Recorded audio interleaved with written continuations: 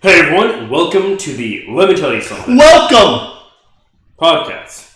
I was not the fuck was that? I was not expecting. We're your hosts, Christian And Jordan. Jordan, since you are so clearly so welcome. You're raring to go. Yup. Tell me, what's up? Tell me something. I think you're a certified psycho, my man. Are we really starting with this? No, appliances, people. Appliances. Oh. We love them. We need them. So. Okay. Or is this a cat? There were like 5 different things you called me a psycho for today. Now that I think about it. I mean, let's be honest. We're all psycho. That's right. I'm psycho. I'm sleepy. You listening are psycho. She's sweet, but a psycho. Incredibly right, though. That's right. Mama. That's right. So, my man here had a revelation today. Right? So, here's a little story behind it. Okay? So, earlier on today, we were planning on getting together and hanging out, doing the pod, doing the pod. Life. Exactly. Just hanging out, whatever. But at the time, I was at my crib, my apartment, and I was, my dishwasher was currently running. And again, my man, he's like, "Hey, come on over." And I'm like, I will. I just need to wait for my dishwasher to be done dishwashing, as one does. Yeah, he kept you guys waiting. Yeah. And so again, my man over here says, "Well, just come on over." And I'm like, well, I can't. And he's like, "Why not?" And I'm like, well, I gotta stay here until my dishwasher is done running. And he's like, "Look, what are you talking about?" Anyways, I was always raised, and I believe that, you personally, you always need to be near like your dishwasher or your washer and dryer for laundry, in case something happens. And he's like, what are you even talking about, man? And I let my beautiful Alexa tell him what was up, and it indeed says that like let's say like you do your like your laundry is going while you're at work, so you're away from home. And beautiful Alexa, she said, it's a speaker. I know. Yeah, my little Alexa speaker. But Alexa, she said that it is not wise, it is not recommended to have something like the dishwasher, laundry, that kind of stuff running while you're away because of like, well, let's just say like a fire happens because of it, or like, well, what did it say? Like water damage. Like like water damage, fire, electrical, whatever the case may be. And this man was like, "This is like unbelievable." And I'm like, "Yeah, it's a revelation, huh?" And he's like, he was literally stunned. Yeah. I was like, "Buddy, really?" No, yeah. So the whole context. Let me tell you something. So the way this came about, he was like, "Oh, I'm waiting for my washer and dryer or I'm like, "What's going on in the background?" He's like, "That is my dishwasher." I'm like, "Oh, okay." He's like, "Yeah, as soon as it's done, I'll head on over." And I'm like, "Yep, just coming over now." He's like, "What?" I'm like, "Yeah, just like, well, you already got the dishes going, right? You're not washing them by hand or anything. Just come on over." And he's like, "What do you mean?" He's like, "What do you mean?" I'm like, the dishwasher. He's like, "Oh, buddy, he's like, I never." Sorry, he's like, "I never leave with the dishwasher going." I'm like, "What?" I'm like, you just leave it? Never ever. You stay there and just wait for them to get done? I do. I'm like, wait, do you do the same thing with your washer and dryer? Like you don't wash your clothes unless you're like around? Like, correct. You stay home while you're washing your clothes? Like, correct. crazy shit to me. I have always, like, when I leave for work, or even when I was working from home, whatever. Well, when I'm working from home, it's not really, I'm still here. But when I leave for work or leave for anything, I wash the dishes, or when I go to sleep, because then I wake up in the morning, or I get back home, and they're done. And also, we have the same kind of dishwasher, because we have the same apartment. Well, same type of apartment, you know what I mean. When the dishes first get done, they're too hot to touch. They're too hot to handle, if you will. That's right. And because of that, I like to wait for them to get done, for them to be like cooler, so I can fucking touch them. You know, understandable. So this concept of like, I'm gonna wait for the dishes to get done and wait for them to like be like touchable so I can put them back is ludicrous to me. I'm like, what? Like, it's such a, like, it's crazy to me. I'm like, so you're held hostage by your laundry and washing machine. You have to, every time you need to do your laundry, or you can't do anything else. You can't, like, because I'm big on, like, letting something else get done while I'm doing something else. I don't like, because, like, there's not enough time in the day to, like, I come home from work. If I were to work and then come home and then, like, do, like, my washer or dryer or wash clothes or dishes or whatever, right? I would never have time for anything. I wouldn't be able to. I wouldn't be able to leave for anything. I wouldn't be able to. Like, I can't record anything we wouldn't be able to record right now if I was watching anything right now. Like, if there's noise in the background, I can't. So I'm like, what the fuck? Like, yeah, it's insane. I'm like, I can't imagine. So I had asked another friend of mine about this, and he had said that he also just leaves. But so I'm very curious as to what you guys in the chat think, or in the comments think, about this concept. And on that note, I also want to say, to be fair, I did almost burn my house down yesterday. So I get home, and it wasn't because of the washer or dryer or anything like that, or the dishwasher, none of that. I get home, I have like a shit ton of like groceries. And I put them, some on the stove, some on the countertop, all that good shit. And I have my toaster sitting on the like front right burner. So I'm like talking, like sending a voice message actually to our group chat, and all of a sudden I like smell smoke. I'm thinking like, well, maybe it's like the heat. Sometimes that happens because it hasn't been running for a while. But I smell smoke, and I look over to where my groceries are, and I see smoke coming. I'm like, what the fuck? What's smoking? What's happening? What's happening? So I like go to check it out, and I see that I must have accidentally switched my burner on. So I turn it off, and I like move my toaster off of the stove. Right. And then I like lift it up and realized it melted on the bottom, and the cord melted as well. Right. The plastic of the cord melted at least. But like, it was a crazy situation. But I got it all sorted. Yeah. But I will say I was taught, kind of how you were taught about always stay in the house or whatever for this shit. I was taught to not have like my toaster plugged in when I'm not using, because that could cause a fire.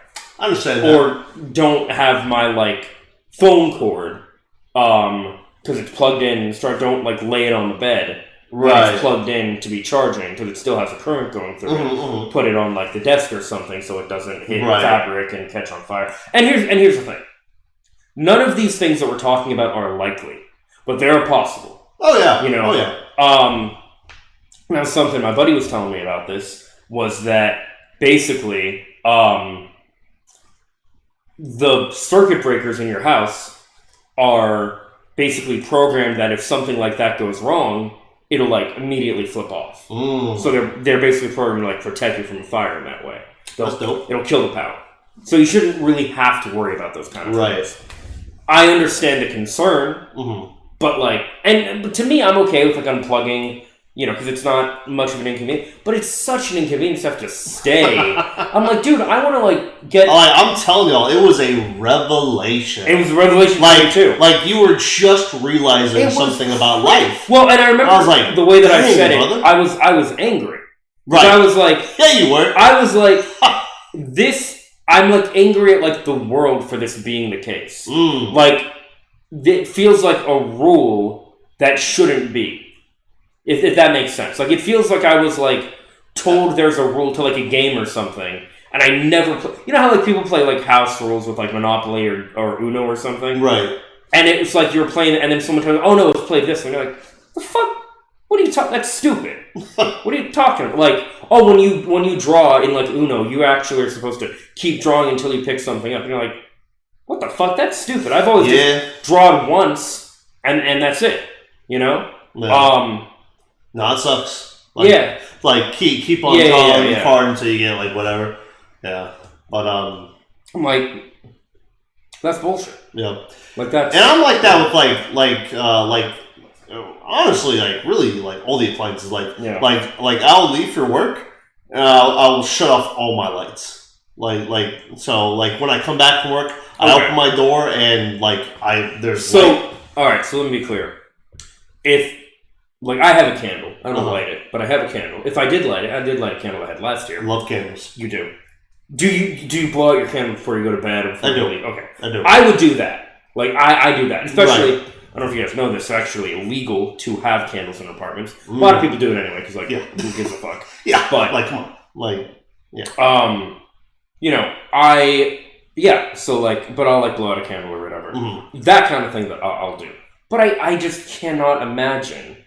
I have to sit here and wait for it took another hour and a half because of that. Mm-hmm. It was bullshit. It was the fuck? You're gonna sit there and just wait for your dishes to get done.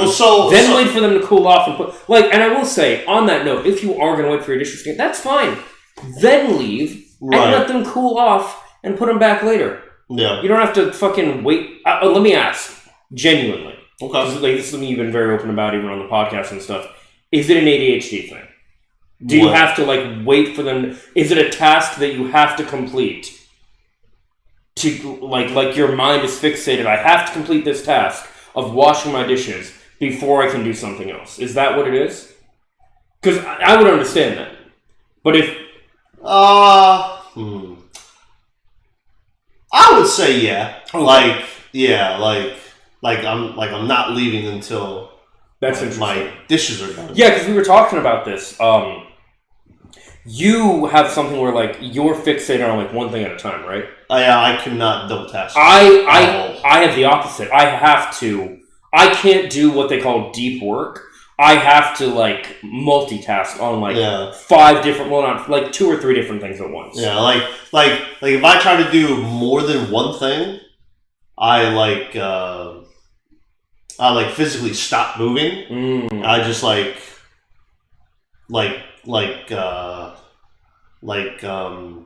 I debate myself should I keep on doing this or move on to this? Which one should I do? Yeah. Because what I do, I don't know if you do anything. Well, you probably wouldn't. So what I do is in the morning, for example, or just anything.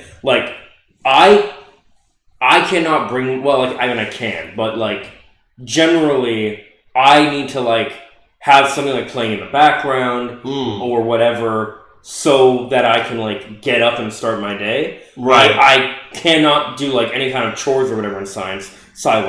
I have to be talking on the phone to someone or listening to I usually play music. Yeah, a podcast, playing music, getting caught up on because it's boring. Just I'm scrubbing, I'm cleaning my sink. Yeah. Woo.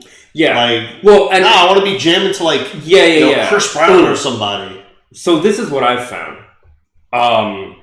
You want to beat the floors like you beat Rihanna? Is that what you're trying to do? I don't know that song.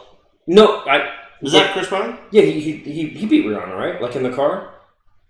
I don't know. You didn't know about this? He beats Rihanna? Yeah, this is the thing he was infamous for. Oh, I didn't know he was infamous. Okay, well, honestly, the fact that you didn't know that, and the fact that you're kind of a fan of him or his music, is understandable because, like, I mean, now I know. Yeah, I mean, it's pretty fucked. Like, yeah, it's pretty fucked up. So he beat Rihanna. Yeah, in like 2007 or something. Yeah. Oh shoot. Yeah, this is like Umbrella era. Oh. Yeah. Yeah, it was this whole. Yeah. It was this like whole thing where he like beat her, and some people, well, she instigated it, which I mean, like, come on, like you don't like.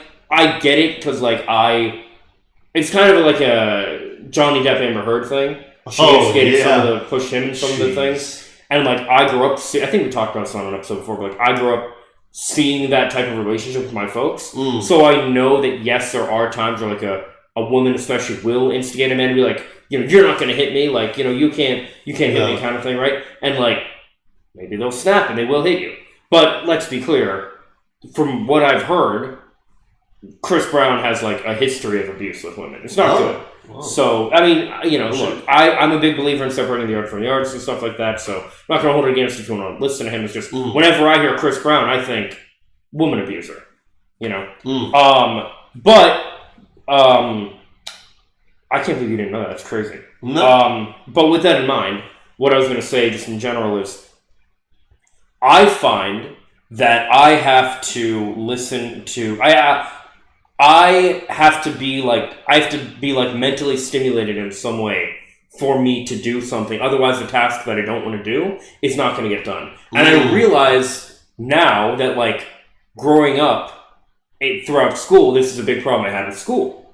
Because they want you to like sit there in silence and do your test, or sit there in silence and do your work or whatever. Well, for me, like I wish I knew this back then. I had to like have something going on in the background so that I could be mentally stimulated while I was doing this, because what I was doing, that was fucking boring, you know? But if I had something going on in the background, I could have done it more. Yeah. So, you know. But, yeah, I don't know, like you have ADHD. I do. I don't know if there's anything that I have. I remember we talked about this with... there was a point where I thought like maybe I had ADHD or like autism or something, just because like I have certain idiosyncrasies, I guess. But I don't think I really have like any like condition or anything like that. I think I'm just like I don't know. There are certain things about me that are just I don't know, different or whatever. Yeah. But not that there's any like not that there's anything wrong with like having any of those like conditions or whatever. But although I have heard that like autism, for example, it's not like a disease. It's not something that you have. It's just like a way that you are. So I don't know. But regardless, be any kind of like neurodivergency, like autism, ADHD. And I do have anxiety. I've never been diagnosed, but I'm pretty sure I have anxiety. I do like things. I'm doing right now. Yeah. I think I have a little OCD.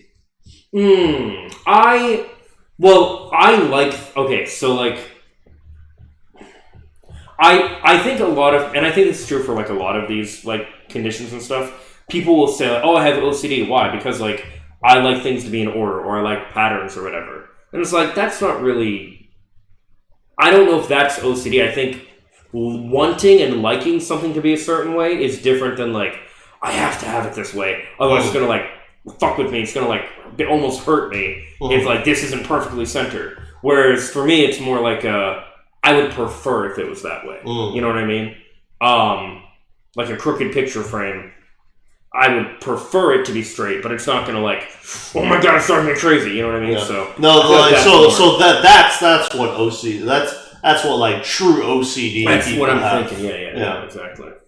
Which is why I say I don't think I have it. But but I mean between that and I guess like just the episode where we find out I'm a psycho, because I remember we were talking about shoes.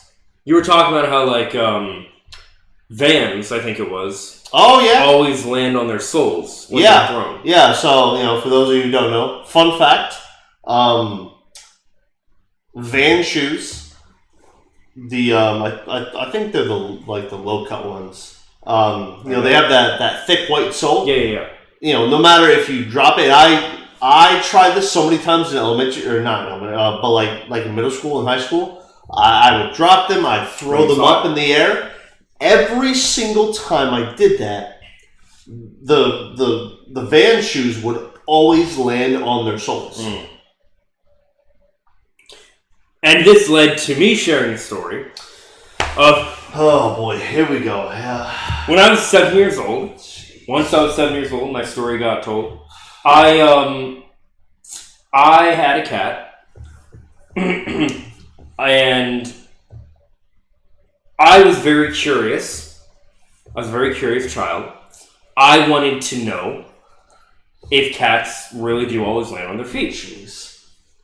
Now, here's the thing. Oh, boy. Whenever I think this is very interesting. This shows how different my mind is from, I guess, most people's. Because whenever I tell this story, everybody thinks, when I say I wanted to test if cats really land on their feet, and I had my cat, I was like, oh my god, I'm like, what? They think I, like, threw my cat off the roof or something.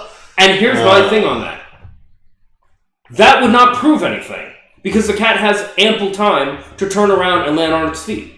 If I throw it, it has plenty of time to... It has all that time if it's falling on the ground. It can easily flip and land on its feet. No, what I wanted to find out was, if they really land on their feet all the time, they should be able to land on their feet when... Like, the best way to test this is give them barely any time to land on their feet. Poor cat. So I took my cat. Poor cat. What was his name? Sam. Poor Sam. And people... I don't see why this is so bad, because I get it if I threw him across the room, but that's not what I did. I took him, I flipped him on his back, I held him like an inch off the ground, and I dropped him, and he really quickly turned around and landed on his feet. And I learned, right then and there, I thought, okay, cats always land on their feet. Mm-hmm. Because I don't understand why people think, like, oh, you threw your cat or something. No. How would that have taught, like, to me, I think, like, if he's in the air, he has plenty of time to turn around and land on his feet.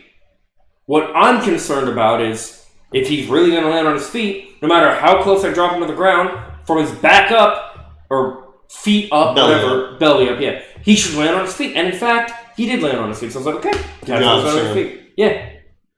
And I was like, cool. Like, now I know, you know? That was my scientific process, right? So... Yeah, I mean, I just don't understand why people think that... Because, I mean, you were saying that, like, when people say cats always land on their feet, they mean, like, if they're, like, thrown a distance or whatever, they're going to, like, land on their feet. Mm-hmm. But again, duh, they have plenty of time to turn... I don't know, I just don't understand the... I don't know, I don't... You don't understand that saying. No, I don't understand why people think... that if you were to, I don't understand why people would think testing that. Okay, let me give an example, right? Say Iron Man. Say Iron Man wanted to test his jet propulsion systems, and he's like, I want to see, you know, how quickly they can save me, like before I hit the ground. The way to test that would not be him, like, falling a great distance or, like, jumping out of a plane or flying high up and then dropping down, because he has plenty of time to turn on his jet boosters again. The best thing to do is, like, be super close to the ground, fall, and see how quickly his jet boosters can turn on. That's how you test that. Like, I don't understand this. I don't know. I don't get it. You know? Or, like, any flight superhero or, like, I don't know, Spider-Man, how quickly can a web catch, like, save it? Well, you're not going to find out by, like, jumping off a building. You have plenty of time to fucking catch a web. Plenty of time to fly. I don't get it. I don't know. I don't understand how that works for people to think, like, oh, you threw him off the... No, he would have plenty of... I don't know. Whatever.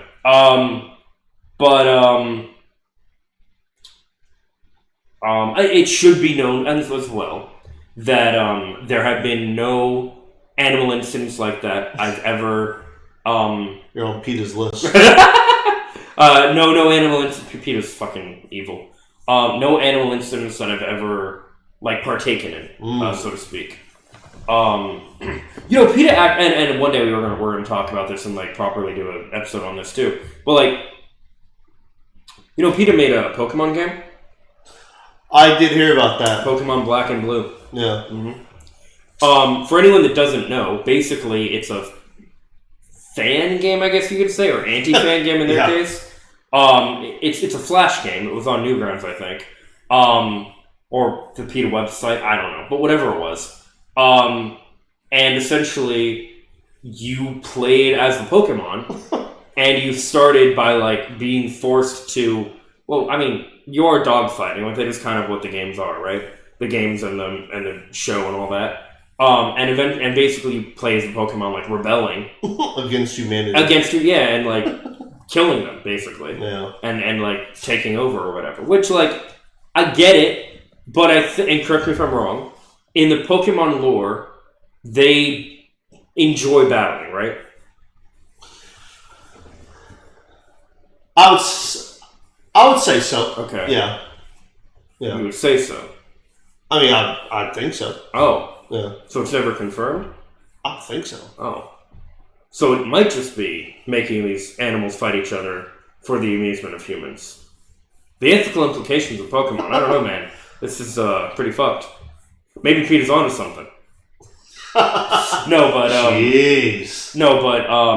Yeah, I mean, it's a weird little, game. Speaking about that, I have been watching a Let's Play of Pokemon ZA. You heard Jordan's massive rant a few weeks ago. Yeah. How much he hates that game. I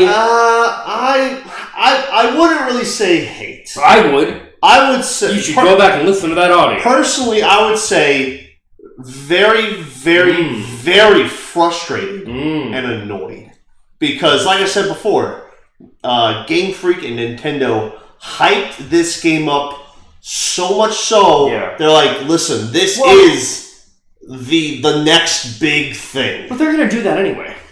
That's what that.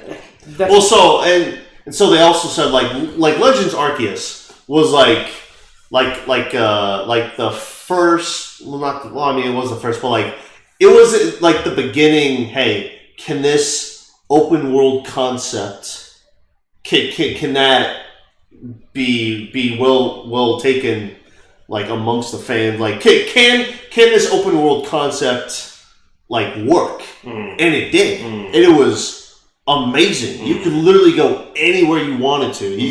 You're literally in the wild, like feudal Japan. And then with this, Legends of Arceus, and then with Legends ZA, which takes place in the present.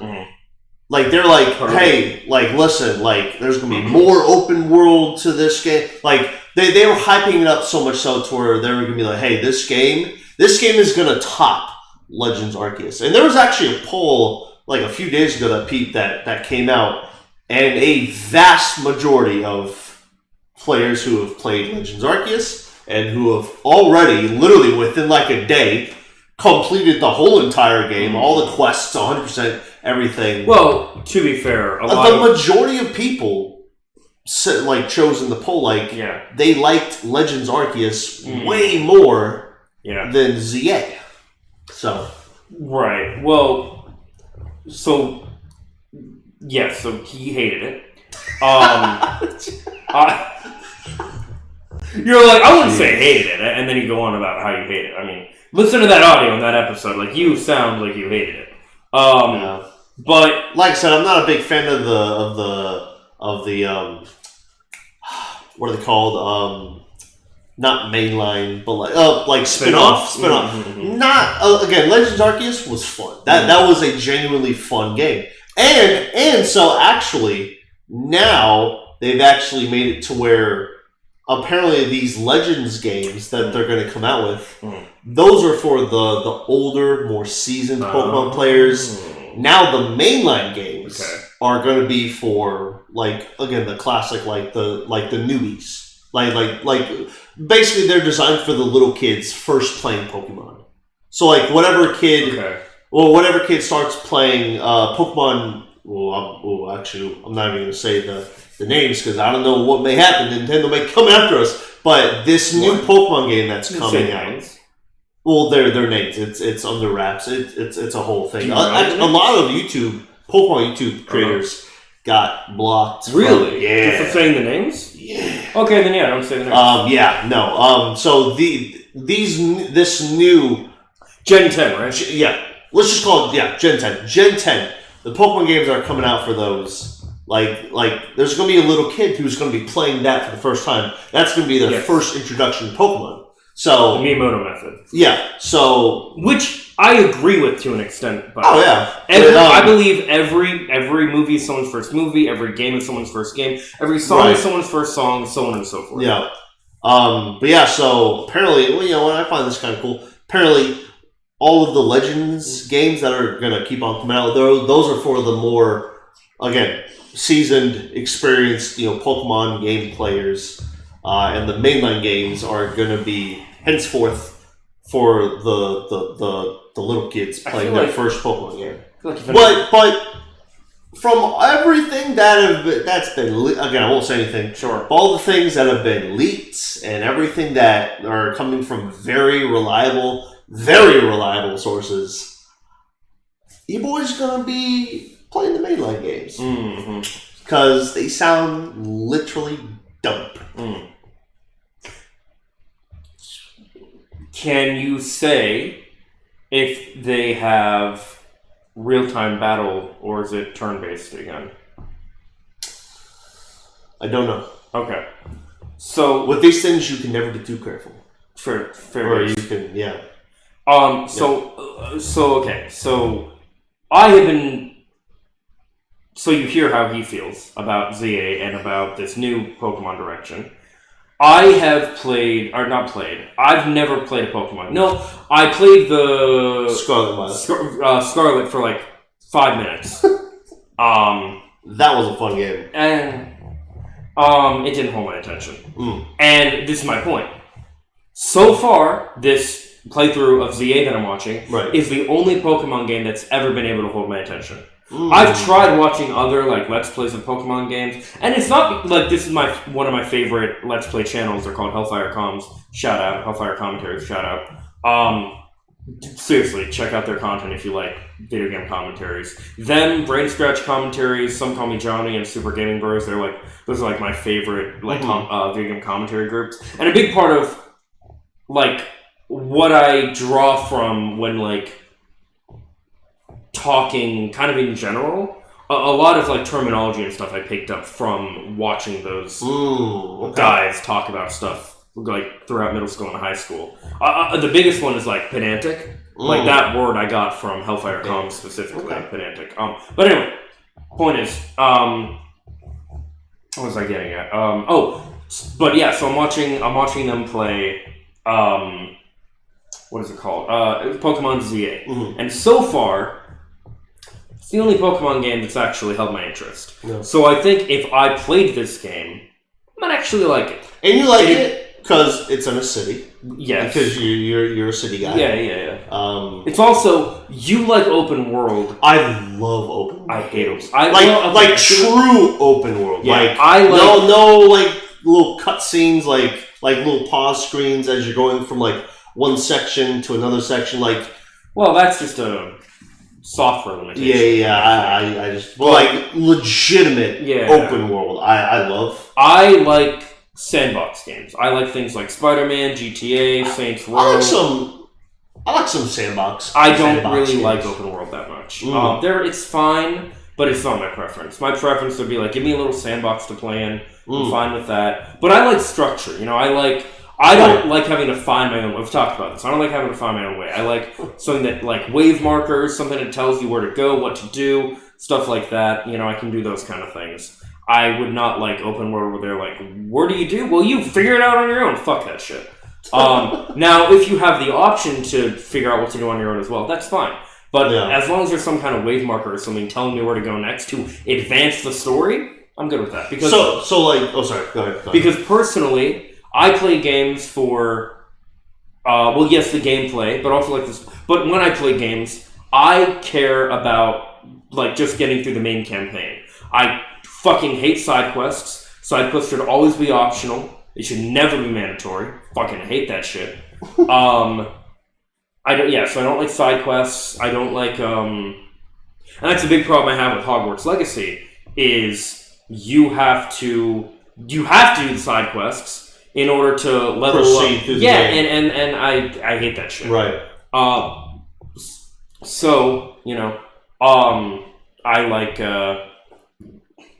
I prefer just like I said, wave markers and stuff like and Hogwarts Legacy is it's fine of that as well because you have a wave marker telling you like where to go next and stuff. So at least you're not lost, but you do still have the bullshit of like, you gotta fucking level up to you can't I don't know, I know it's an RPG, but I don't fucking and when I took to Reddit about it, they were like, wait, so you're mad that an RPG game is an RPG game? And I'm like, I didn't realize it was gonna be like this. But look, you're talking to the person who couldn't figure out how to get out of Kokiri Village in Ocarina of Time, or the other village in Twilight Princess without a guide. So, love Twilight Princess. I want my hand held. Please hold my hand. In Medina or what? Midna. Midna? Mm-hmm. Once she transforms fully at the end, yes, I agree. She's very pretty. Yeah, she's cute. I was like, Link, you dog. Mm-hmm. Zelda's too, of course. Or Link, you wolf. Link was a wolf. In that game, but so I just I don't know. I don't. Oh yeah. No, my point was though, I'm actually liking what I'm seeing at ZA, and I could potentially play it myself. But I just find it funny that the Pokemon game that a bunch of Pokemon fans are not liking is the Pokemon game that someone who doesn't really care about Pokemon might actually like. Now, but it makes sense. Since you're thinking about it, if you do get it, which one would I get? It's cool. It's only which starter? Because because when you play a Pokemon game, you have to consider it. Who are they? Who are the starters again? Chikorita, Tepig, and Totodile. What is Chikorita? Chikorita is, and a lot of people hate Chikorita. I don't necessarily hate Chikorita. She's okay. But there are better contenders out there. She's that grass creature with the big leaf on her. I was gonna ask, does she turn into does she evolve into the plant girl thing that looks the most like a human out of any Pokemon? No. Okay, that's not her. No, she turns into basically a giant leaf dinosaur. Oh. No. Well, my answer is no. I didn't know what Chikorita was, but no. My answer it's Tepig, right? Tepig, yeah. Tepig's the fire pig? I would choose Tepig. Yeah? I would choose the fire type for sure. Dope. Wish there was a lightning type, or electricity type, whatever they're called. Electric type. But I'm slowly indoctrinating my man over here into Pokemon called. Yes.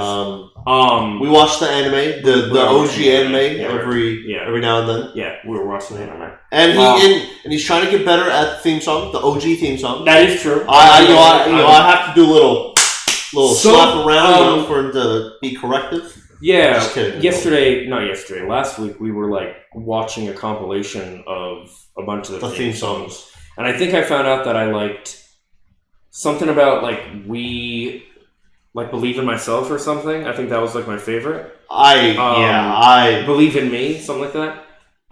It was one of the only ones that didn't say Pokemon in it. They all say Pokemon in it at some point. No, I don't think that one did. But I really liked the XY rendition of Rock and Roll version. Yeah, well, the original's Rock and Roll too, but it's a synthy 80s rock. But no, my favorite theme song is the XYZ theme songs. Those are cool. Yeah. And from what I've seen about it, that probably is going to be my favorite. Oh, dude, it's so. And you can ask any Pokemon fan. Pokemon XY and XYZ is the point in time where Pokemon became a legit anime. When you say that, do you just mean a shonen? Yeah, essentially. Because, like a bunch of high action. Yeah, because they're all that good stuff. Anime, like we often think of shonen in the West because of like Dragon Ball Z, Naruto, stuff like that. But there are other like Black Butler is an anime. Never saw that. It's a comedy. How Heavy the Dumbbells We Lift. That was an anime. It's more of a... we've seen that. Have we? Yes, that's the one with the girls that are like trying to get fit. And like... yeah! And it shows you actual workout techniques and shit. Okay, I forgot about that show. Yeah. Food Wars is not a shonen. Food Wars is a comedy as well. They make all the... It's good shit. Good fucking shit. The food that day? Oh, man, dude, that looks so good. But yeah, so like there are plenty of other. Hitalia is it's definitely a comedy. It's like a very slice of life. I love the concept, but I wish there was more of a plot to it because it's like basically each country is represented by a person, by like a character. Oh. So you have like America thinks it's like the greatest, and it's I'm the hero, and you know shit like that, right? Okay. And you have like French is very like trying to be romantic and very like shit like that, right? And you know all these different things. Gets kind of yikesy when you get to like Germany and stuff, you know. Yeah. But hey, Japan weren't exactly the good guys in World War II either, so.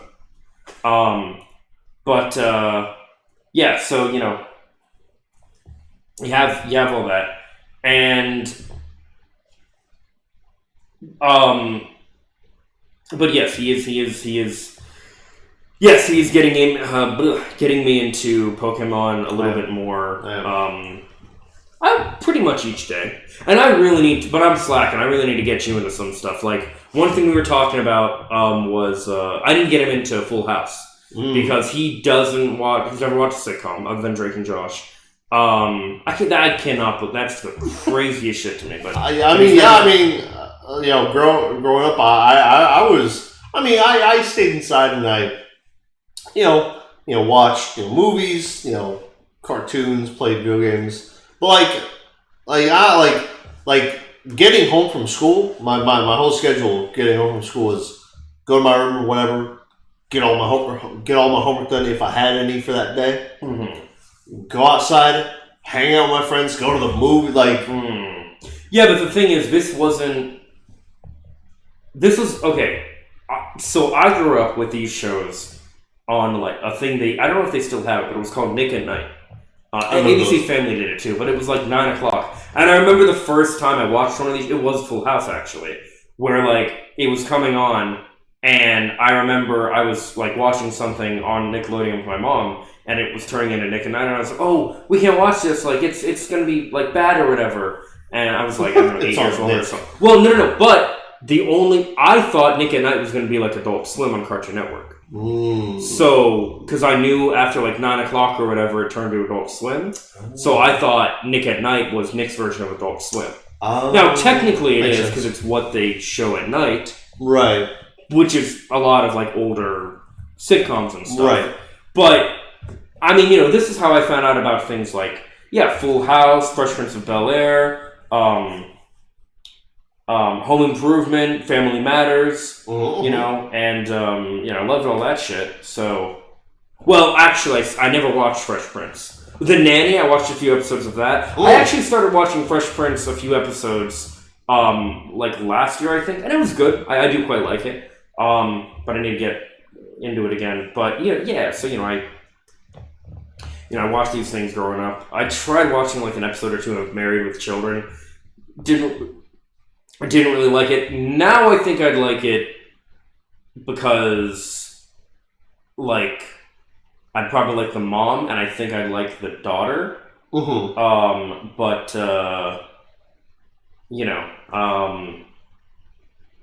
Speaking about that, I do, and I think you watched like 1 or 2 episodes of Modern Family, right? Which was a sitcom, but it's not a sitcom with a laugh track. It has more of like a documentary thing to it, which, by the way, kind of leads me into a very not meta like the last meta conversation we had, but a meta conversation about like myself If you are a fan of me and my channel, you probably know that I was doing a series called Rambling Reviews, where I was and what I left off on was reviewing some of the what are they Modern Family episodes. I wanted to go through the rest of season 1 and like move on to something else or whatever. I think the next thing I was going to do actually was Witchblade, but the comic for those that don't know. But I'm at a point now, and this is one of the big things I want to talk about here. So you, myself, and our buddy Logan have been talking about this in the chat, where I'm kind of at this point where I'm like, kind of trying to figure out like what I want to do. Do I even want to keep making content at all? Or one thing I thought of doing, for example, was I thought of like kind of, I guess a little bit doing like what I did on like when we started this podcast, where like I would talk about like the issues that are relevant of the day on the pod, and then maybe I would just use either my current channel or just kind of abandon it and work on specifically because I did create an actual channel specifically for Rambling Reviews. Go back to that and like do Rambling Reviews there. Talk about like, obviously it's not all we talk about, but work in like discussions of like social and political issues on the pod, and not have this like format that I've been doing. You know what I mean? Like, so I'm thinking about that. I'm thinking, because it's like, if you guys have followed my show, it's been very like inconsistent, and a lot of that is because of like my job right now. It's just it takes a toll on me. There's a chance that things might be changing pretty soon, but it really takes like a mental toll on me. It makes it difficult for me to keep up with things I want to talk about, and I want to talk about things like, and for example, I can talk about it here. Like, I'm really fucking thrilled that Mamdani won mayor for New York, and I think he is very much the face of he is and should be the face of the Democratic Party, and he is like what they should be learning from. And he, like I was telling you, if this man was born in America, oh my God, I'd be riding so hard for him as president. I'd be like, this is the guy. This is the guy. Because like his policies and what he ran on and everything, like, I mean, ultimately it's about, affordability. But it's, free busing, rent freezing, which is just like, our rent goes up like every fucking year or whatever. It's basically putting it where it's like, no, you can't increase rent anymore. Like, we're paying what we pay now, and that's it. Like, it's not increasing like next year and so on and so forth. So, so looking at that kind of stuff too. But just dealing with all that, it just, so like I can and I can talk about things like that, and I can talk about how like, so and I will tell you, it's really crazy. Like, it's such a whiplash almost, like being aware, being politically aware and politically active, because there's good news like that, like with the stuff with Mamdani, and that there were a bunch of like Dems that won in general in like red states for all kind of different elections that were happening this past week. But there's also news where it's like, I mean, we all know about like, the tariffs keep, getting out of control, and they are apparently trying to stop that. And the, but we also have things where it's like, apparently, and I'm not surprised in the slightest about this, but the Supreme Court is like re-examining the case for Obergefell, which is, for those that aren't aware, basically what makes it legal for people all across the country to be like recognized as married if they're gay, to be able to get married and recognized as married if they're gay. And it's one of those things where like, for one, I mean, it doesn't surprise me. It's fucking horrific, and I hope it doesn't happen, that they don't like undo it. But they undid Roe v. Wade, and Thomas Clarence, one of the Supreme Court justices, had specifically, basically, like a supervillain, said, basically, they did all this woke stuff when I was growing up and being being an adult and everything. They did all this woke stuff for the last 40 years. Well, I'm gonna undo it all. It's like, dude, he's like a supervillain. And the thing that would come next after gay marriage, which everyone understands as well, and it makes sense that they wouldn't touch this because he's a black man with a white wife. But obviously, what follows after that? Getting rid of interracial marriage, 100%. And I mean, people have said that people like me that have talked about this and warned about this and stuff, they're like, oh, you're being paranoid. Project 2025 isn't real. Personally, I think that the fact that Trump lied and is clearly connected to Project 2025 should be grounds enough for him to be impeached. Him and his whole cabinet should be gone just for that fact alone, because the people voted for a lie. That should be a disqualification, in my opinion. But one of those things where that's not the way it works, so we gotta fucking deal with this shit.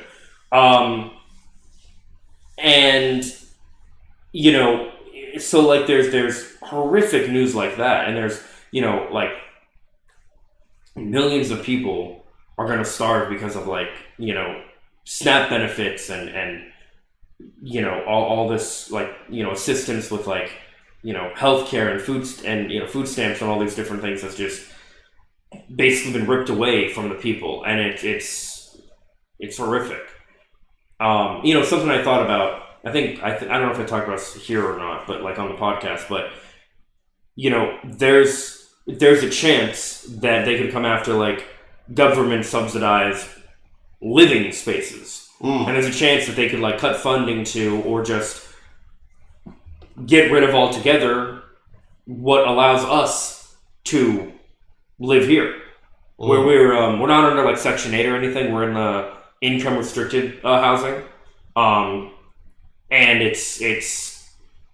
I mean, yeah, I wouldn't be surprised if they gun for that kind of stuff too. But it's. I mean, we're seeing what people like me have known was going to happen with Project 2025. I'm not surprised. I'm fucking terrified, and I don't like it at all. But it's I mean, well, we're almost done with 2025. So it's still going to continue into 2026 and 7. So then they should change it to 2026. Well, the reason it was because it's not going to be 25 anymore. The reason that it was called Project 2025, though. Aren't you glad that you know what that means now? Well, you know what we're referencing. Yeah. Literally for the longest time I was like, the reason. Yeah. But I'm over here just nodding like an idiot, yeah, I know what you mean. I don't know what you mean, but now I do. Yeah. It's an in-joke between a friend of ours and us. But so what was I saying though? So the reason that it's called Project 2025 is because the idea is to take to implement a lot of this stuff, get the ball rolling in 2025 when Trump became president again, which is what they did. And they're unironically trying to shore him up for 2028, which I'm thinking 28. Yeah. Which first of all, this is already second term. He shouldn't be able to run for a third term. Not that it fucking matters, because they don't give a fuck about the Constitution or anything anyway. And it wasn't, to be fair, it wasn't the Constitution that it was George Washington stepping down and was if I served any more than these 4 years, or he might have been 2 terms, whatever, it'd feel like I'm a king. I don't want to be a king. That's not the point. We fought a war to get away from a king, That's right. And it's part of why we have the No Kings protests and stuff like that. But it's just, my point is, it's 2 points. One is that it's I don't know if difficult is the right word. It's I don't know. It's like a mood whiplash or something, I guess. Being politically aware. Sometimes you get really good news, and sometimes you get really fucking bad news, you know? Yeah. But the problem is, it's like, we are fighting for like a crumb of steps in the right direction. Meanwhile, you have like Trump and his admin and supporters that are like, no, let's push everything in the wrong direction. Let's destroy everything. Like, I don't remember if we talked about this on the pod or not, but like, they just destroyed the fucking East Wing of the to put a fucking ballroom up. Like, it's because it's about fucking vanity and vice signaling and like all this bullshit, and it's just you're talking a lot of doom and gloom over there, buddy. Welcome to America 2025. That's my whole point. This is supposed to be a fun channel. Oh no, that's my point though. It's hard to like be aware and be involved and to, you know, like have, I guess, like a sense of optimism because you're just inundated with like all this like negativity. But at the same time, you don't want to like, or I don't want to like bury my head in the sand and be like, oh, everything's fine when it's not. So, you know, I don't know. It's for me, a lot of it's finding that balance and stuff like that. But so anyway, but you know, my point in bringing all this up was to just say like, you know, I can like, I'm thinking about like talking about that kind of stuff here, but it, you know, as you even just said, like, you know, well, it's supposed to be a fun channel, or fun thing or whatever, and it still is, you know, it still is. It's just like there are things to talk about that are not so fun, and you know, and I think it's interesting to like get your perspective on a lot of this stuff too, because in my opinion, you are like the median voter. You are the normie that doesn't really know what's going on, has some opinions on things, but doesn't really know what you're talking about. And I don't mean that in an insulting way. I just mean like you're not informed, which is like that. You know, it is what it is. But and like I choose not to. 100% right, and that most people do. And I don't blame you. I don't blame you or people that don't, because it's fucking hard. Like you work all day. No. Like my thing about it is like I have a lot of things going on in my life. We all do, yeah. Like for my own sanity, I don't need to be worrying about all of these other things. Yeah. On top of all the things that are going on in my life, whether it be whether it be positive, negative, it's just not healthy. I totally understand that. And what I think though is that I don't know if that's the problem with that mindset, but I guess like the short-sightedness or whatever is that these things, like all these things, will ultimately affect you in some way. Will they? Well, yeah. Like for example, we have like. All right. Well, then when they come, I'll just get them straight on, or like I'll face them head on. That's the word. Yeah. Like for example, see what I mean, median voter. But like it's not a bad thing. Like that's how people think. Yeah. I get it. But like my point is, like, okay, you fly out to like see your dad like every Christmas time, right? Mm-hmm. So with everything going on with the flights right now, there's a chance that it would either be unsafe or you might not be able to fly out at all. Like I don't know if you've heard, but basically they're canceling flights. And one of the things that I don't remember what airline it was that said about this, but basically they were like, oh yeah, well, one thing you can do is basically just book multiple flights. So if one cancels, you have others on the back end. Who can afford that? That's such bullshit, man. Like these things do and will affect you. Like well, if I can't fly, but take a train. Or drive. But I will say as well, even if they didn't affect you, you should still care because they affect your fellow man. And I think that, and again, I get it, median voter, like I totally understand. I used to be this way too. But I think that, you know, you should, if you care about people, you should care about these things. You know, but to your credit, to your point, my point was that, yeah, it's difficult, like staying up to date on all this stuff and like the mental and emotional energy that it takes and all that stuff, and yeah, like you said, like you got a lot going on in your life. Like everyone does. That's the whole problem. No, not problem as in like it's bad we have things going on. Just like it makes it difficult to be aware of shit because of that. So I don't. My point is I don't blame you or like the median vote of the average person for that. Like it's but anyway. My point with that as well was that like I could theoretically talk about that kind of stuff here because it's on my mind anyway, and like just do like the media analysis content, or I've also been talking about kind of like basically like not doing any kind of content creation and like figuring out something else for my life. So I don't know, but I wanted to share that anyway with the audience and with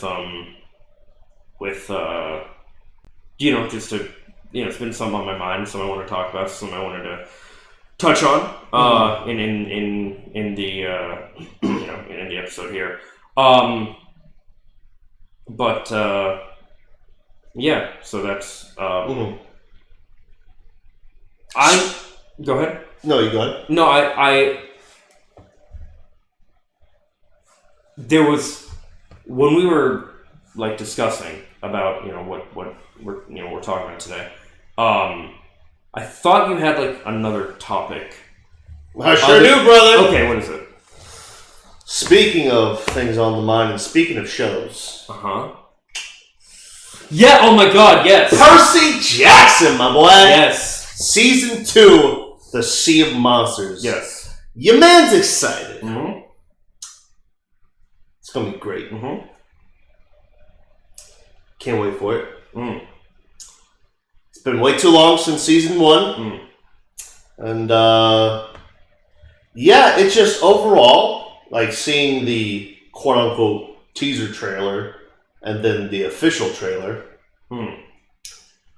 it honestly looks better than season 1. Well, I would hope. I'm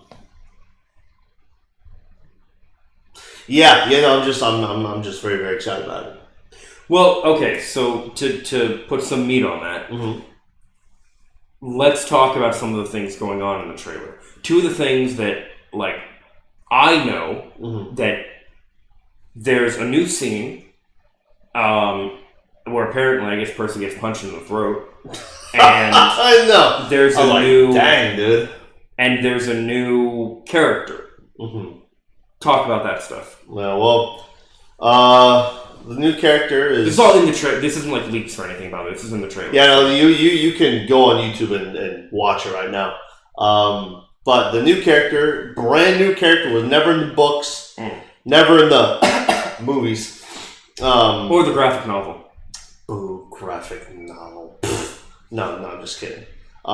Listen, if graphic novel's your thing, rock it. I'm a very visual person. I don't like reading. No. I like reading. So like I found graphic novels, comics of the Percy Jackson books, and I've been reading those. Well, I read the first 2 so far. Yeah. I'll read the third one before we get to the third. Titan's Curse. Yeah. But anyway, so this new character, a brand new character, never in the books, never movies, nothing. And her summary is that she is a Camp Half-Blood graduate. Who's her god? Father or mother? No idea. Oh, okay. Brand new character. We know nothing about. Okay. Yeah. So she's a Camp Half-Blood graduate. And so she lives out in the real world, or she lives out in the mortal world. But she fully believes in Kronos' plan for dominating the Earth, and all that messed up vibes going on. I think her weapon was a bow. Bow and arrow? Or was it a spear? No, that's Thalia, right? That's Thalia, yeah. But yeah. So it's new character, brand new. She fully believes in Kronos' plan for world domination. Oh. Yeah, oh yeah. That's right. Dude. Kronos is a bad. Maybe she's Kronos' daughter. Maybe, who knows? So she fully believes in Kronos' plan for world domination. And you kind of said this to these people like to think that they'll join their bot, like they'll join in the new world, but they'll get killed anyways. Yeah. All of the demi titans, which is not half titan, half human, but like basically like the quote demi titans are the demigods that believe in Kronos' plan, so they convert to his side. Anyways, so that's the new character. No idea what her name is. And then, they don't even have a name? Mm-mm. So they're really keeping it under wraps. Oh yeah, completely.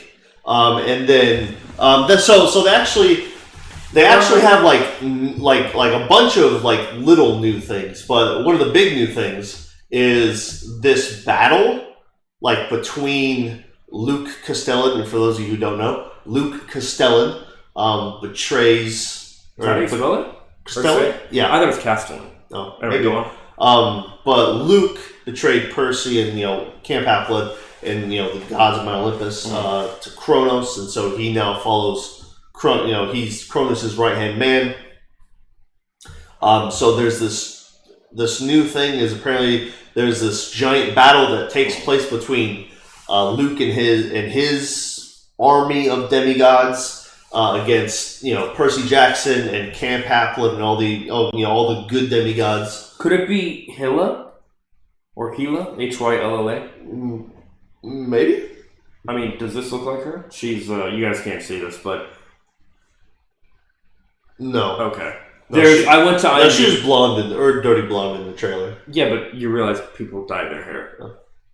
Well, she was brunette. Wasn't she brunette? I have no idea. I thought she was. Yeah, maybe.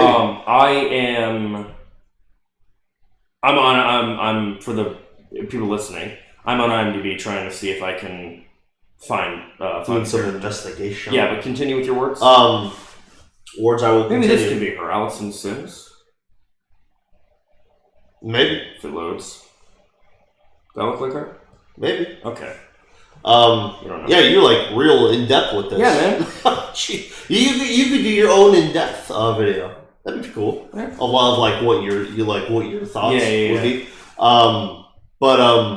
So this big battle takes place. Camp Half-Blood. And man, freaking, it looks dope. Like I hope they flesh out this battle. This big fight between both sides of the demigods. And in one of the shots, Luke just full on punches Percy right in the throat. That's like, dang, dude, like I get punching in the face, but punching the throat? Jeez, man.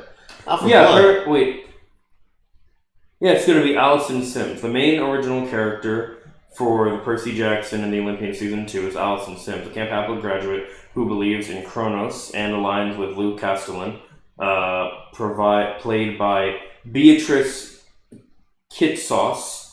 Allison is not from the books and will serve as a new antagonist to the main trio. Apparently, though, she is in the, if I'm understanding this correctly...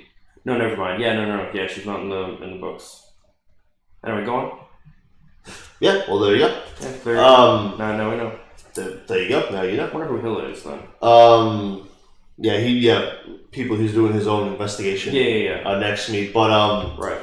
But no, God, there's so many like Easter eggs and that was her. Yeah, that woman I showed you with the red hair. In the again, you guys can't see because audio, but yeah, it's gonna be a what's her name? I just had Beatrice Kitsauce. Beatrice. Sorry, I don't mean to keep interrupting, but she was in she played someone named Fallon, Falyn, in the Child's Play. I guess like a 2019 Child's Play movie. Huh. She was some character in the Babysitters Club. She was trying to see if there's anything like of note that she's done. There was a movie of Are You Afraid of the Dark? I guess that makes sense. She was in iZombie. a movie called Tempting Fate, Project Blue Book, which is a History Channel thing. Okay, cool. Yeah. Anyway, go on. Anywho, so this big battle takes place. Tyson, for those of you who don't know, Tyson is Percy's half brother. Percy's godly parent is Poseidon, the god of the seas, and Tyson is a Cyclops. And Cyclopsi. What's like the name for like a group of Cyclops? It's not Cyclopses. It's like I think it's Cyclopsi, something like that. But Poseidon is the one that that created the race. It's Cyclopses. Really? Cyclopses. Mm-hmm. That doesn't sound. Anyway, so he Poseidon created Cyclopses, and Pegasi, Pegasus, out of bubbles or like sea foam. Showed Tyson with again he's a Cyclops, and I've told you this before. I am very intrigued because in the book, the Sea Monsters. If you haven't read the book, it came out like what 2000. Yeah, so you should, or you know what? Don't worry about spoiling the book. Yeah, let's talk about the show. It connects to the book, right? So in the book, Sea Monsters, Thalia is killed by Cyclops, by Cyclopses, and she's best friends with Annabeth.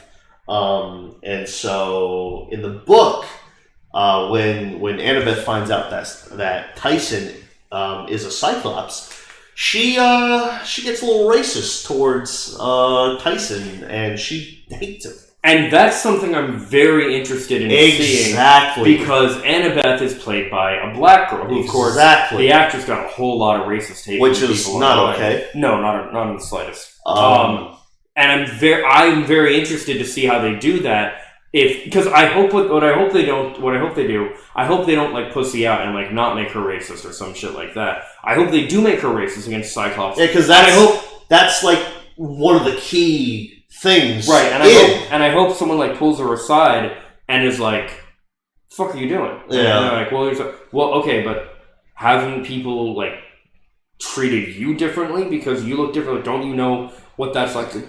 Well, it's different because at least we're humans. And okay, but like they don't see you that way. Like he's just like us, Except he's a monster and he has one eye, so you don't exactly see Annabeth having one eye. No, but it's the same concept. I get it. When you're in a world of gods and monsters, does fucking skin color really matter? Yeah, you're right. That's the thing. I'm very intrigued to see how they handle it. I'm intrigued to see how putting your foot up like that made the microphone spike. Oh, yeah, because like we have the microphone on ottoman that we can rest our feet on. I try to do it very like lightly, but he just like kind of plopped his foot. So I would repeat what you said while you were doing that, just to repeat your sentence. Before that, very intrigued to see how they handle it because again, in the book, Annabeth was very racist towards Tyson, and in the book, Tyson had the mentality of like a 2-3-year-old. Yeah, like he spoke very babyish. He didn't understand any social cues, but which it's an okay change. Isn't but in the trailer he seems very like normal. No, he he doesn't talk like he's a 2-year-old. Sure, he like whoa, they have one eye. Like he talks. So correct me if I'm wrong, but like the whole thing is like Percy has dyslexia. An ADHD, yeah. Okay. Yeah. Wasn't because like Rick Riordan made it as like a story so his kid could relate, right? Yes. So Didn't he like expand on that and then like gave like each person some kind of like mental, like I don't want to say deficiency, but like made them neurodivergent in some way where like Cyclops, if I remember correctly, was like mentally retarded. He was portrayed that way in the book, yeah. Right. So I would imagine, like, isn't that the point with like all the characters? They're all like they all have some kind of neurodivergent. So all the demigods have dyslexia.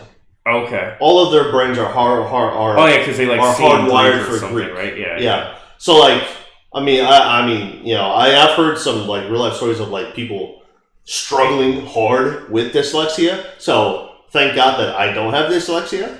But like, yeah, every demigod has, you know, dyslexia, you know, ADHD, you know, that kind of stuff. I think the closest thing, like, with what you said on that is, like, everyone has their own, was it hubris? Hubris? I think it's hubris. What about hubris? Like, that's, like, everyone, like, if everyone in the realm of the gods has some type of hubris? No. Isn't it hubris? No, hubris would be like, hubris. No, hubris would be like, excuse me, like arrogance, like haughtiness. Maybe it's not hubris. No. I said like mental, like neurodivergency. Oh, well then just ADHD and dyslexia. That's it? Yeah. Well, and the Cyclops is mentally retarded.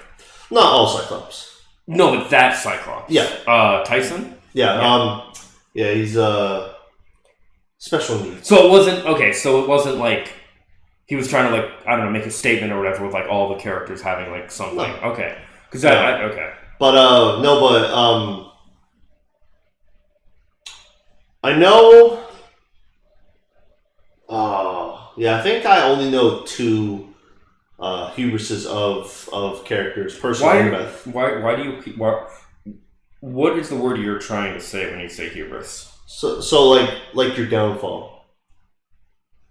So, in a way you can understand, Percy in the books is loyal to a fault. He would rather save a friend than save the world.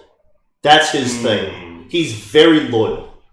Annabeth she's very prideful. Well, that would be hubris. Yeah. But that, like, it wouldn't, hubris wouldn't be, it would just be like your, I don't know, like your not your crutch, but like your, I don't know what the word, I don't know if there is a word for that, for something that's like, yeah, you can look it up. I was thinking of doing the same thing. It's just like, yeah, I have no idea what the word would be. I'm sure it's hubris. Yeah. Because hubris, that doesn't make sense. Huh. Oh no, sorry. Not hubris. Fatal flaw. That's what I was looking for. Flaw, okay, that makes sense. Yeah. I don't know what I was. For a while I was like, because hubris. I don't think it is hubris. Yeah, I mean, we even have the definition here. Hubris is excessive pride or self-confidence that often leads to one's downfall. So that would be Annabeth, that she has hubris. But for Percy, it's loyalty. So fatal flaw. Fact checking never goes wrong. That's right. Yeah, that can sometimes get annoying. Not gonna lie. What? Fact checking. Well. Yeah. Oh my gosh! Speaking of that, I once knew a friend. Once knew. No longer a friend at all. He would that was his.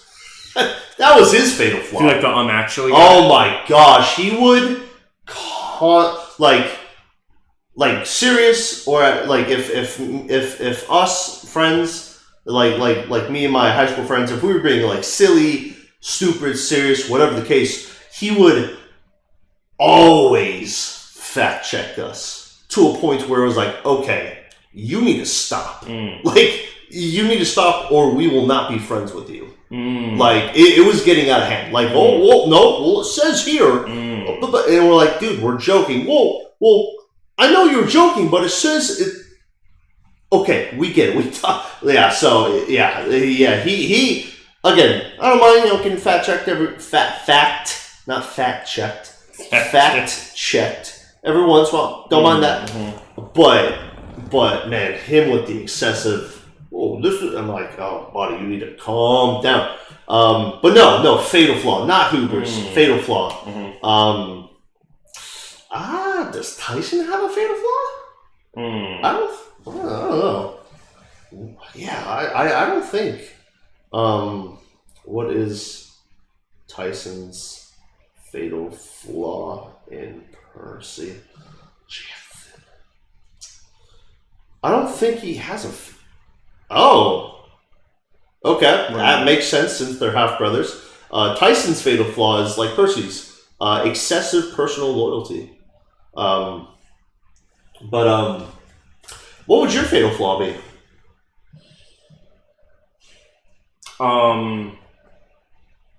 If you could think of one. I mean, I guess I'd say insecurity. This isn't. I don't think this is because we were talking last week about like what of the 7 deadly sins it would be. This isn't the same as that. Yeah, I would say insecurity. Okay. Or like low self-esteem, like one of those two. Right. Okay. What about yourself? I don't know. I would definitely have to really. Excuse me. I would really have to like look it up and like really. These are one of the things I really have to like really like find it myself. I know what I think yours would be. Oh boy. Like easily led. Easily led? Yeah. Really? Like I don't know if gullible's the right word, but I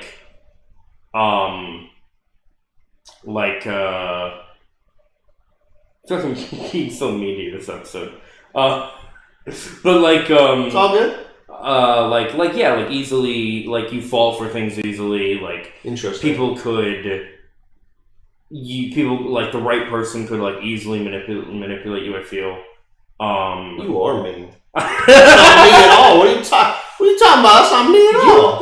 You've been pretty gullible on some things that you've shared with me over the years, and I mean, isn't that everybody? I wouldn't quite say that. But you asked your fatal flaw. Mm-hmm. That's the only thing, because I can't really think of anything else that would be your fatal flaw. Like that's the only thing that I've seen that's like this is like a trait of you that not even a trait, just something you've done at times, something I've seen that I could see as a fatal flaw. Like I can't really see. We should ask the group. I mean, hey, you asked me what our fatal flaws are. Yeah, I mean, you asked me what my fatal flaw was. Mm-hmm. You didn't have one for yourself, so I mean, you didn't have one, so I came up with one for you. You came up with one. Yeah, that's right. So you don't know if that's. Well, I mean, that's the closest thing I would say to your fatal flaw. Oh, okay. Like I wouldn't. So I'm gullible. I would say so. Interesting. Yeah, or at least it's the closest thing to your fatal flaw. You're not like super gullible all the time, but you're gullible enough that would be your fatal flaw. I can't think of anything else that'd be your. I mean, what would I like? A sweet tooth? Is that your fatal flaw? Like, you know what I mean? The sirens lure you in with. We have a shit ton of like cake and stuff. You know what I mean? Oh, if I was up to the sirens, hell no. Yeah, so that's what I mean. I wouldn't go over the sirens. I don't think that's true. I don't think you can resist them. I could. Did Percy or Annabeth resist them? Percy did. Eventually. No, he resisted. From the jump? Mm-hmm. Oh. Because he locked in. He knew what was at stake. So when does like Percy's fatal flaw get tested? When does it come into play? Ooh, that's a good question. I would say, if memory serves correctly, I would say little bits and pieces of it flares up in the Olympian series, but when it gets to the Heroes of Olympus and like the second to last book or last book, right? That's when I think it's a goddess is like, listen, you have two options right now. Mm-hmm. You can either save, I think it's Annabeth or whoever, you can save blah blah blah and let the whole world be destroyed, or you can let whoever you're trying to save die. Yeah. And save the world. And he's like, I can do both. Yeah. Try me. Yeah. And he succeeds. I mean, that's the typical hero answer. Yeah. I think in reality, most people would have to actually choose. Yeah. Through like the Olympian series, little bits and pieces of his excessive loyalty flare up. But especially in the Heroes of Olympus series, that's when it's like, whoa, okay, like you're extremely loyal. You're extremely loyal. Right. Yeah. But Annabeth couldn't resist. Percy had to tie her to the mast of the boat. I remember that. Because with her she wanted to be a architect so badly, and she wanted her family back together again badly. Yeah. So Yep. It is weird though, because we saw in the trailer, sirens are normally depicted as what we typically refer to as mermaids. Yeah, that was For so some reason, weird. they're like rock creatures. Yeah, they're like coral rock creatures. It's very weird. Right. Like I thought, they added a new monster in, but it turns out they're sirens. I'm like, those are the sirens? Yeah. Or at least that's what Movie Flame thought. Like, they might not actually be guess. sirens. We don't know. Yeah. But, we got a little glimpse of Percy using his hydrokinesis. Lifting a... Didn't he do that in the first season, too? On a very small scale. Yeah. But, I will say, an issue that I have with a lot of these types of movies or shows or whatever they may be, is, and of course I think the Miss Marvel show was like the worst of it, but they spend so much time building up these characters using their powers or getting their costume or becoming the character that by the time they are, it's over. Like, they become that character in the last act of the movie or show or whatever, last couple episodes. And I was like, what the fuck? I wanted to see you be that this whole fucking time. Yeah. Yeah. The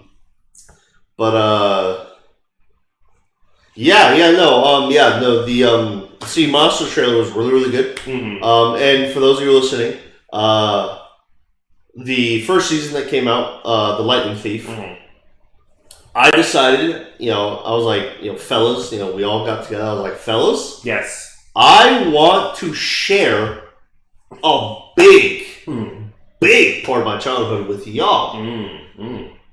Percy Jackson is, getting adapted into. You're talking about the first season. Yeah. So I told him like, y'all, I want to share this with y'all, like a pretty close, accurate representation of book to TV. And I did my homework. I read the first graphic novel. And actually, like a week or two before the new season comes out, I will be reading the book just to kind of dust off the old cobwebs. Yeah. I might reread the second graphic novel too. Nope. And so I told him like, yo, fellas, come over to my crib. We have a freaking watch party. I'll supply the thinged food. Well, we're all probably gonna bring something. Well, yeah, but like I was like, hey, listen, somebody bring whatever food. I'll make the blue food. And for you to know, natural. Yeah, exactly. And for you to know, I will not be making that blue frosting again. Oh man, that was so good. I had stomach aches. Really? For days. Well, you just sat there and ate it like. Man, I had a bowl of vanilla wafers. All right. I had a bowl of that frosting. All right. And I literally, that was like. So let me delicious. Let me tell you something. But I pooped so badly the next couple of days. Little TMI, but hey, it's okay. Life goes on. No, I don't want to know. It was okay. Yeah. Let me tell you something here. Let me tell you something. How it went for the season 1 watch party.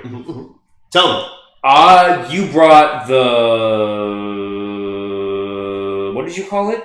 The demigod dip. Demigod dip. Yeah. Which was just like yogurt and some like. It was so I made it before. Yeah. But the first time I made it, it was super runny. No idea why. I don't think I put enough like Cool Whip in it. Yeah. But I mean, it was good. Like, it was really good. Oh, dude, it was delicious. It basically was like blue Cool Whip. I mean, there was more to it, but like if you looked at it, it was like it was beautiful. We had that with like vanilla wafers, and then I brought, because Percy's very abusive stepfather calls him bean dip a lot, and is like really obsessed with bean dip in the beginning of the movie or the show or comic, whatever book. I was like, oh, let me get bean dip. I was like, instead of just bean dip, let me get fucking. So I got some like was it 5 layer? Yeah, some 5 layer. Hey, that was some good shit. That was good dip. But so we had our buddy Patrick over, and he and I. Huh? Did he bring anything? I don't think so. But he might have brought drinks, but I'm not sure. But we had him over, and we're sitting down with like. We got the chips and bean dip, right? Starting with our, quote unquote dinner for the night. This man over here, boy, straight for the fucking demigod dip. That's right. And vanilla wafers. That's right, homeboy. And has like 3 servings of just that. Yes, sir. Then finally has a little bit of chips and dip, and more demigod dip, and then gets to a point where there's no cookies left. He's gonna have the demigod dip. Just fucking a bowl of demigod with a spoon. Fucking listen. I was excited for that. Out of all the food we had, that was my favorite. Like I was zoned in on that. Right. And it was funny. He made it. This is before he had his own. Well, he had his own. Well, you didn't have your own place. You had that roommate. So he left his stuff in my house. And every time he was over here, he would like look over in the fridge. Or that Cool Whip. And he was like gazing at waiting and waiting. And there were some days where like, because you crashed here, right? That's right. And I would be like, I'd like check the fridge in the morning. I'd be like, make sure you didn't fucking like get any of the dip yet. And he didn't. He was like at 7:30 in the morning. But you should have seen like freaking just yeah. But it was, we watch episode 1, and this man, again, I'm here with the fucking chips and dip. Patrick got his chips and dip.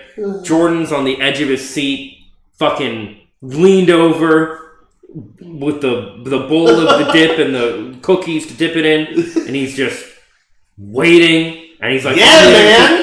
Like, eyes fucking fixed on the screen. He's not talking. He's not moving. I was locked in, son. And Pat turns to me. He's like, he's gonna be there the rest of the night. Right? I'm like, yeah. Well, sorry. Go ahead. No, I get it. You were locked in. Yeah. You were fucking stoked for it. Again, I don't have dyslexia. I have ADHD. Sure. So, oh god, I am probably gonna botch it, but the first line in the book, the first couple lines in the book is like basically a warning from Percy, like, hey, listen, like, I want to tell you all of this is fake, but it's not, unfortunately. If you're reading this now and you essentially have like, ADHD or whatever, if you're reading this now and you feel something stirring inside of you, that's your basically like yourself realizing that like you're different and that you're a part of the realm of the gods and they'll be coming for you. Like who's they? Like who is they? And so big thing about Percy is he has ADHD and dyslexia. And I was like I was 6, 7 years old. Oh, 6, 7. Go ahead. Oh, you completely. Oh, there you go. You got it. I'm sorry, just real quick.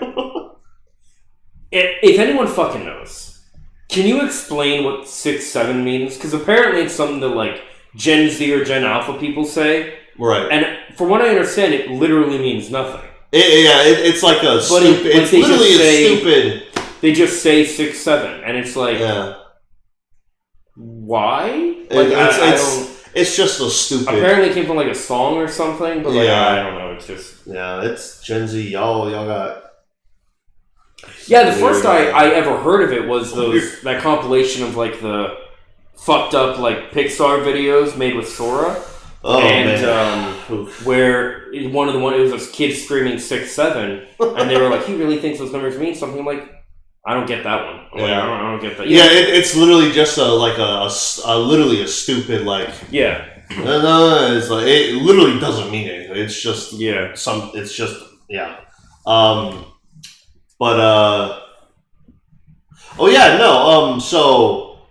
So one of Percy Jackson's things is he had not only does he have dyslexia, but he has ADHD. Mm-hmm. And me as a 6 and or 7-year-old, I'm I'm like, wow, I don't have dyslexia, but I have ADHD. And so my ADHD, I connected to the book series, right?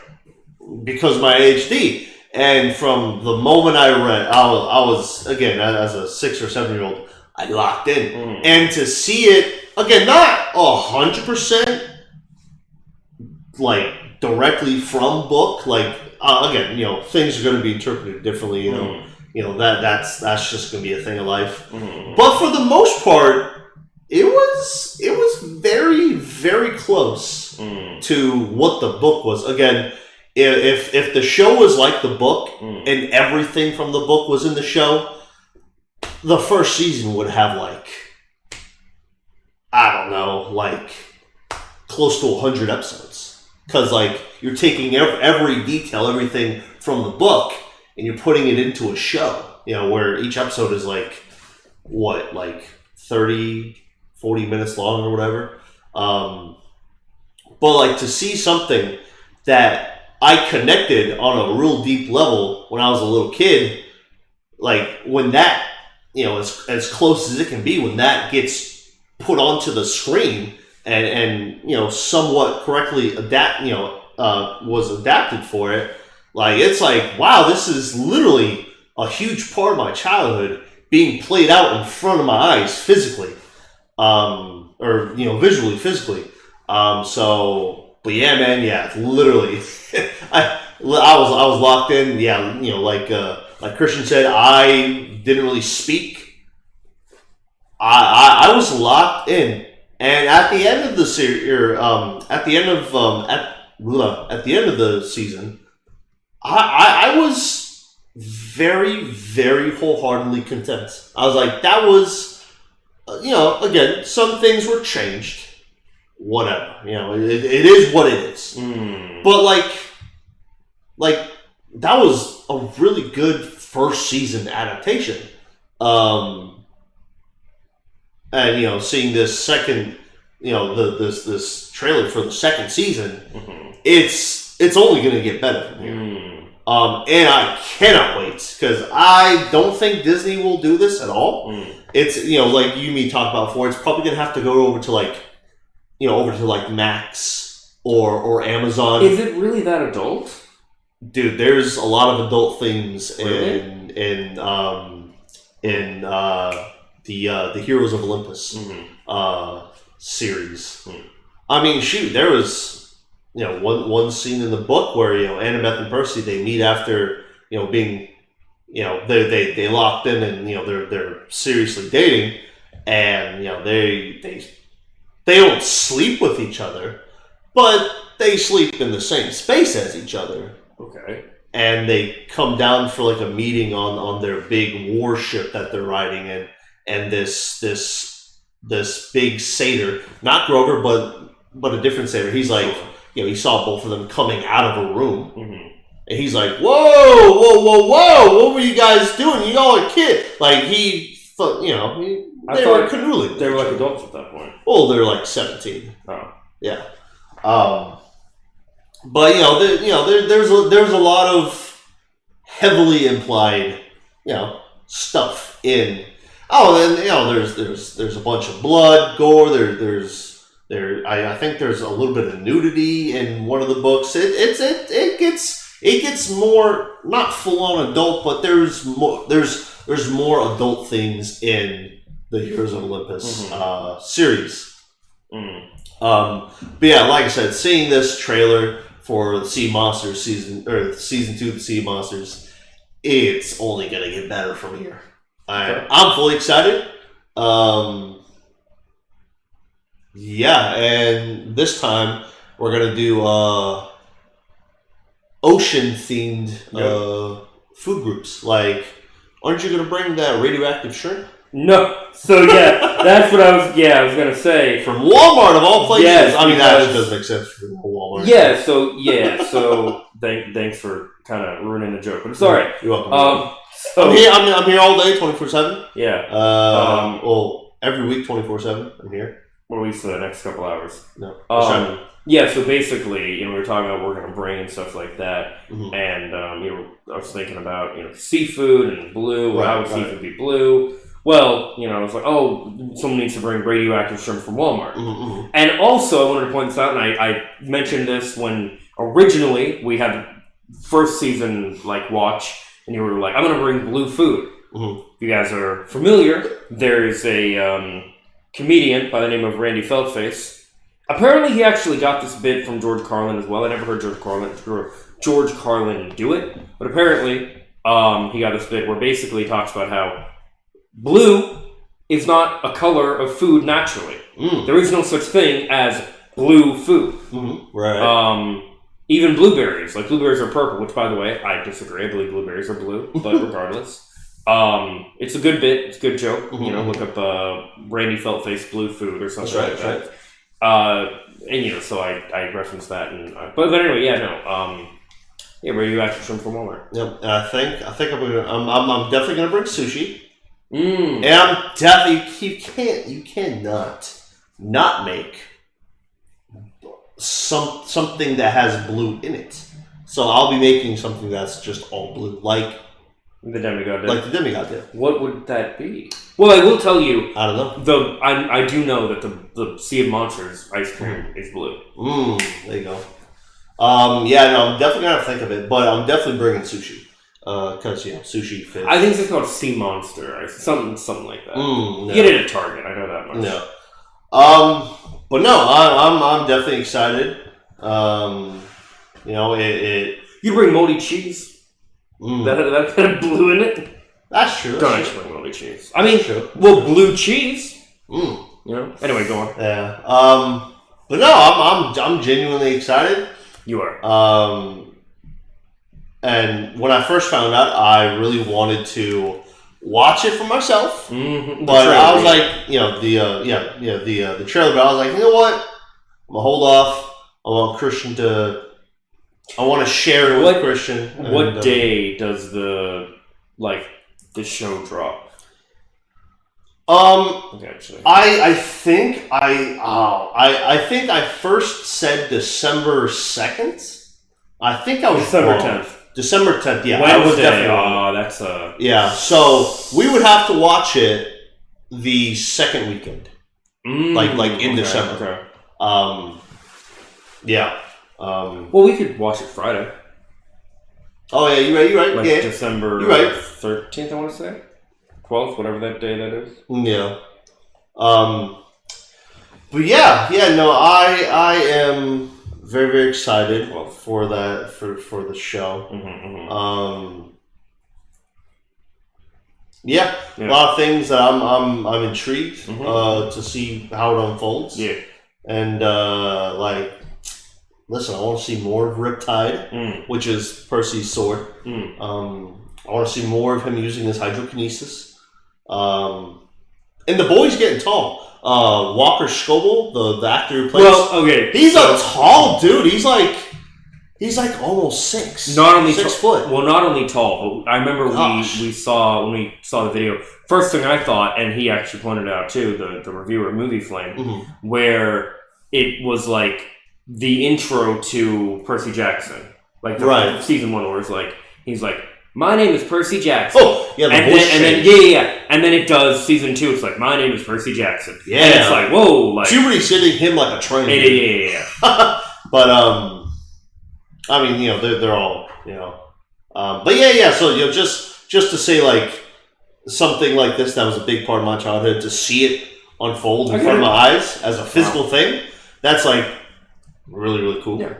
It's. I will say it's a little bit similar to how I feel about the Sonic movies, but not as much because they're not staying as true as I'd like to the. Gotcha. They're truer, like especially Sonic 3. I was like, that was this and that. That was a cool movie. I really enjoyed that. It's a great movie. Yeah, and I don't know what Sonic 4 is going to be based off of, but it's going to have Amy in it. It is going to have Amy in it. Well, it's also going to have the like an army of Metal Sonics. It looks like, which is potentially the Metallics, which is from actually the British comic, from what I understand. Of it's also just called Sonic the Hedgehog. But people all refer to it as Fleetway Sonic because it was the publisher was Fleetway. Right. But yeah, but that's we'll talk about that when we get to when that becomes a thing. But yeah, like it's what you're experiencing with that is a little bit similar to what I'm experiencing with the Sonic stuff. It's just not quite there, but it's pretty close. But yeah, I think I'm pretty much said everything I have to say for tonight. How are you?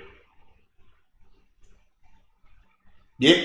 Well, it's gonna be a pretty climactic ending, or anticlimactic ending. That's right. You have any I don't know, parting words for everybody? Any wisdom? Just be kind to each other, love one another, respect one another, and yeah, I mean that's all I have to say. And I also need to say, stay true to yourself, Pookie. I was gonna say don't do your sign off yet because I have something else I wanted to say. I'm very curious as to what you guys think about the. Let us know in the comments what you think about the Appliance situation. That's right. Do you once again like the meta thing? What team are you on? Yeah, Team Jordan or Team Christian? It's going to be a civil war, just like Captain America Civil War. Except we want superpowers. That might be something to talk about in another episode, but like, which of us would be who? Captain America or Iron Man? Like what team would we be on? Yeah, like what because side? Okay.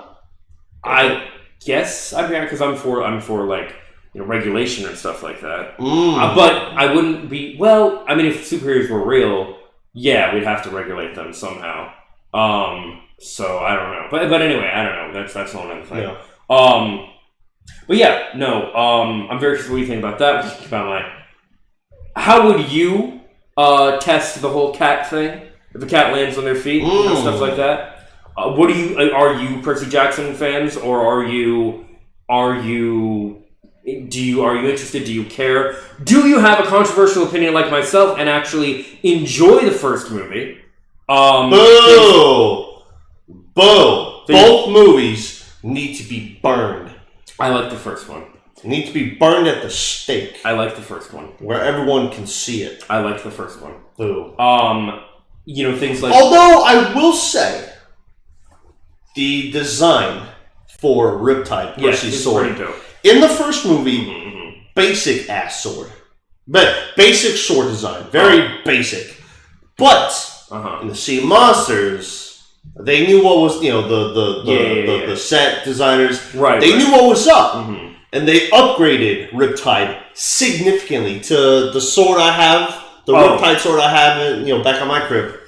Probably in the second movie, the new design of Riptide is probably my only favorite thing. No. Only favorite. Yeah. Only thing you like about it? Yeah, which is sad.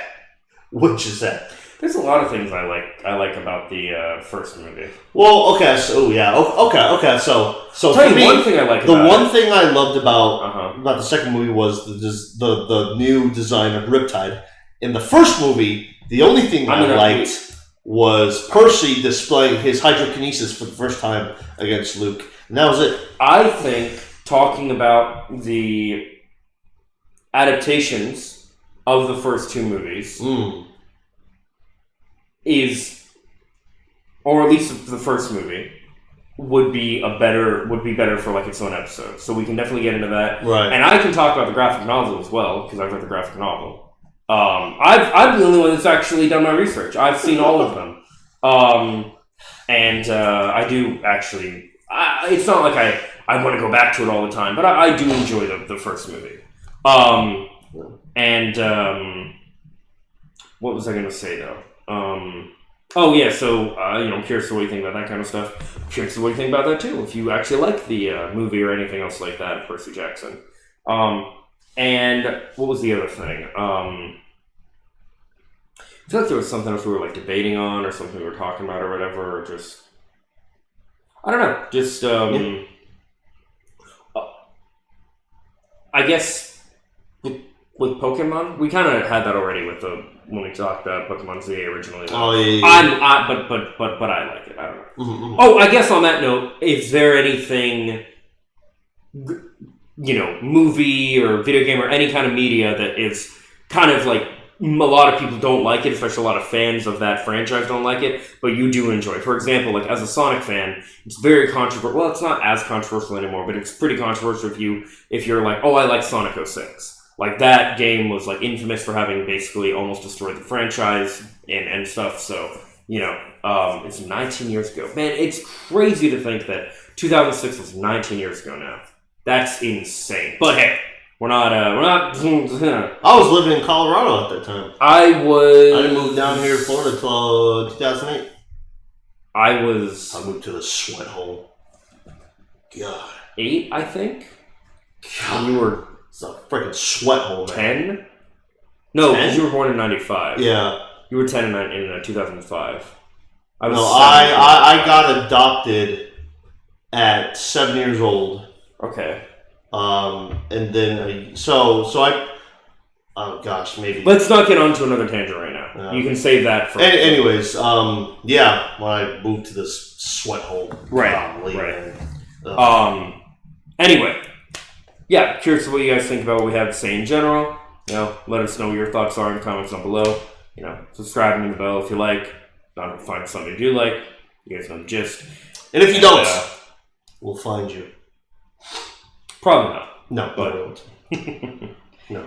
Either way, you guys take care, and yeah. And stay true to yourself, Pookie, or Pookie will find you.